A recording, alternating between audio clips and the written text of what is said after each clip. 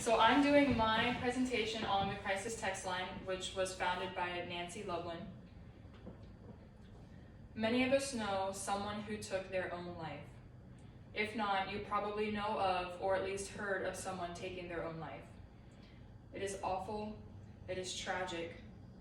In the article, Suicide Rates Increasing, Researchers Especially Worried About Teens by Alison Knopf, she writes how the CDC reported a 30% increase in suicides from 2006 to 2016, with the highest rates being adolescents. And the concerns are centered around social media use, anxiety, depression, and self-inflicted injuries, all of which are on the rise among teens. And may I say that this is us, this is our generation. In my experience, it can feel impossible to ask for help when handling harmful emotions, especially when they're driving you to self-harm. It is frightening for some to speak about what they're feeling. Nancy Loveland, CEO of the Crisis Text Line, realized this and created a free SMS text line service for those who need help and support. This text line service will help teens from being triggered by a voice, it distracts their hands, and it gives them more privacy.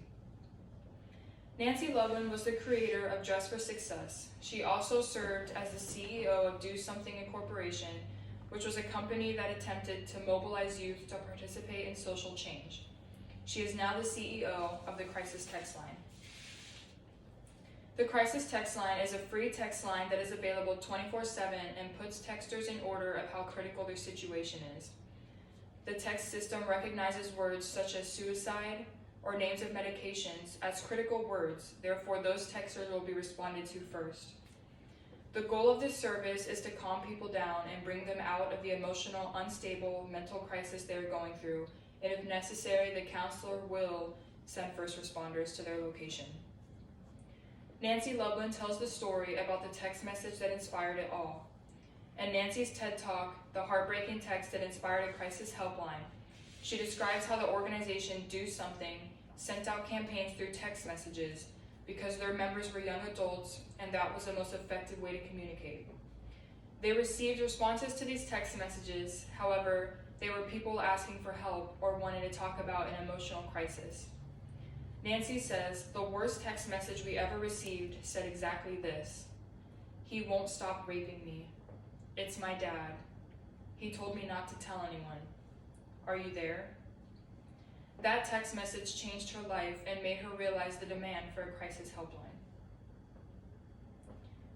The girl, the texter, obviously needed privacy in order to ask for help. I guarantee you that calling somebody wasn't an option for her because either her dad was around or she didn't want anyone to hear her. That is one of the many advantages of the Crisis Text Line, that no matter where you are or who you're around, text messages are far more private than phone calls. I know from experience that being triggered by a voice does happen. Many people can be triggered by a voice for any reason. For example, there are probably women suffering PTSD from a trauma caused by a male, so maybe hearing a male's voice triggers her. Texting someone can take you right past that initial panic, which I know because I tried it. I called the suicide hotline once, and I hung up before the other line even picked up because I didn't know how I was going to verbalize that I was having a hard time wanting to be alive. However, when I texted the crisis helpline, I was able to type out exactly what I was thinking and feeling, and I wasn't afraid because I felt in control. It is extremely important for the person in crisis to feel in control because it is in fact all about them in this case. And if they're worried about the person on the other end of the phone, they won't feel in control and probably won't get help. The New York Times reports that people in crisis tend to be more honest when texting. Over the phone, a person might be nervous or worried about what they're saying, but over text they'll spend more time trying to type everything out, everything that they've been wanting to say. Which leads me to my next point, that the crisis text line keeps your hands busy. If the person is thinking about taking pills or harming themselves in any way, it can't be done if their hands are busy texting. The message may be saying, "I want to take these pills," but as long as their hands are preoccupied texting, it will buy some time, hopefully enough to bring them out of that state. In instances like this, time is crucial. There have been times where I was so sad and so upset that I could not keep myself still. I broke things, I hit things, I even handled a mouthful of pills. But if I were texting, I could have been brought out of that state. So one way to getting through a mental crisis is to keep your hands busy. So if that's the case, then text away. In conclusion, if you or anyone you know is going through a mental crisis or just needs someone to listen to you, the crisis helpline is always available and someone is always willing and wanting to be there for you. There are too many tragic suicides and suicide attempts that happen every single day, and it is important for us to know our resources.